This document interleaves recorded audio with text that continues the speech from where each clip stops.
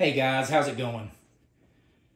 Today I'm going to be opening up this package and taking a look at my new Apple 4K TV streaming box that I purchased from Best Buy online.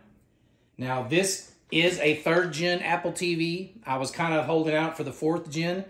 It was rumored that it was going to be released this year, but they finally verified that there will be no 4th gen released this year. So I went ahead and ordered the 3rd gen for now. The first thing I want to point out is I purchased this from Best Buy online. I went ahead and opened it, but I'm going to show you. If you listen, you can hear the Apple TV just banging around in there. And at first I thought there was no stuffing in there or anything. I was kind of disappointed, just kind of upset. And then when I cut it open and took a look inside, I realized there are little air packets in there, but they're just not enough of them, and they're not stuffed in there tight enough. They needed at least another layer, maybe 2, to keep that from banging around in there. So I wasn't too happy with how easily this thing could be jostled around during shipping.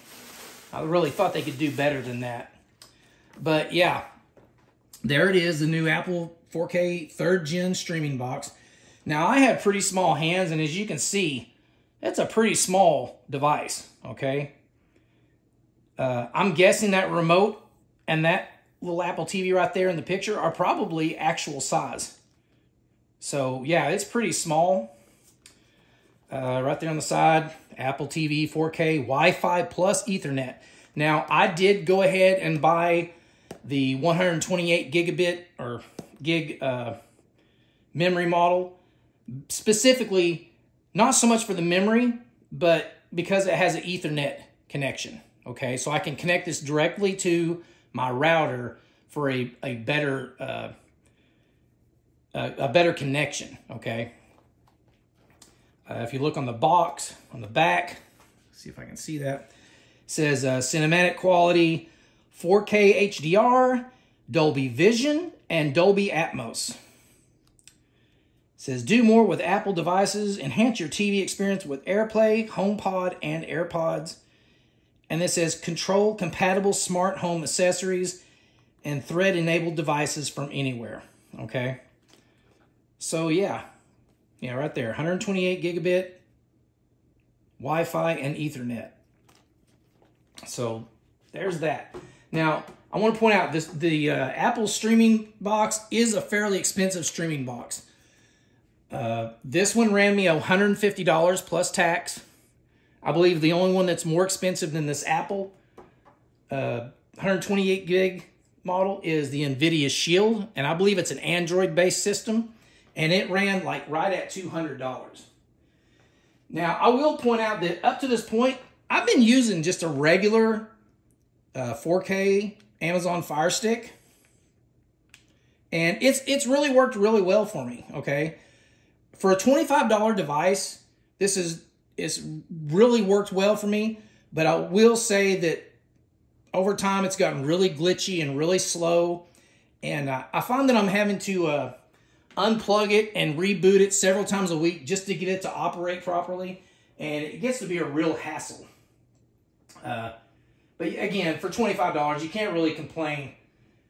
But I just purchased a new Samsung S90C OLED TV, and I didn't really want to use the internal operating system on it. It's a Tizen system, mainly because even on these smart TVs, even these flagship models like this OLED television I've got, they tend to get just like the Fire Stick, okay? They tend to get clunky and bogged down and laggy. You know, no matter how expensive your television was, it seems like you come across these problems. And I just wanted to get away from that. And also, they've been complaints about all the ads that are flooded at you. You're flooded with ads and advertisements on those systems. So I decided I was going to break down and try one of these Apple TV boxes out. My friend has one. He loves it. Says there's virtually no ads on it. Super smooth. Never laggy. Just operates as smooth as anything. He really loves the layout. And so I thought I'd just break down and buy one of these and give it a try, because I really don't want to use the Fire Stick anymore, and I don't really want to use the Tizen operating system built into my Samsung. So another main reason I went with the Apple TV, okay, is I guess that just tears right open right there. Yeah. The other reason I went with this is everyone in this household has an iPhone or an iPad, so it's basically an Apple house, okay? So the Apple system or the Apple streaming box is going to integrate with your iPhones and your iPads and everything like that. So everything's going to be able to integrate with this really well. I've heard that the picture quality from these little streaming boxes like this are actually, the bottom of this, just a little tab, little flat spot right there. I've actually heard that the picture quality on that you get from these Apple TV boxes is actually better than the quality you get from the internal apps that you stream with on your television. I'm not really sure why, but I'm hoping that's, you know, another plus. If you'll see here, here's where your power cord plugs in. Here's your Ethernet connection. And there's where your HDMI plugs in. Now, my Fire Stick that I was using plugs right in, has a device that plugs right into the HDMI on the back. But you will have to purchase an HDMI cord with your Apple TV, because if you'll notice in the box, if we can get it out of here, a little hard to get it out. You see right there, it's all packaged in there. There's your power cord, okay? That's all that is. And then here's your remote. And yeah, that's it. Nothing else is in there. Looks like a little, I'm not sure what this is. What is this right here? It's just your little pamphlet, you know, a little pamphlet that comes with everything. But here's your remote. Like I said, I have small hands. Again, it's actual size to the picture on the box, okay? And again, like I said, the pictures on the box are actual size to what's inside. So, yeah. So, there's that. But again, I went with the Apple because everyone here has an Apple iPhone or an Apple iPad. And it's supposed to integrate with this a lot easier. Say your remote stops working, you can actually use your iPhone to control this. Another feature I think is kind of neat is, you know, sometimes you want to type in the search box and you have to click over to A and hit enter and click over, you know, all the way to Z or whatever, all the letters, and individually click on them and capitalize and whatever.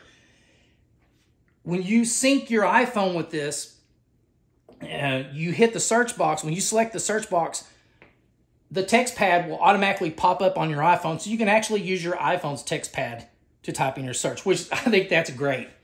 And also, from what I read, you can sync this with your EarPods.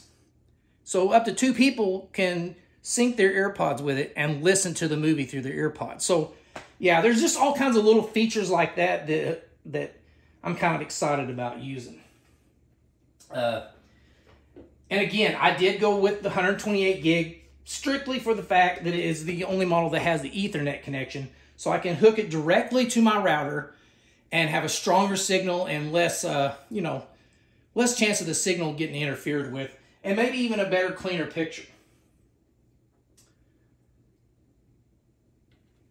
But, like I said, it comes with a power cord, it comes with a streaming box, and it comes with your remote, okay? Now, we'll take this remote out and take a look at it.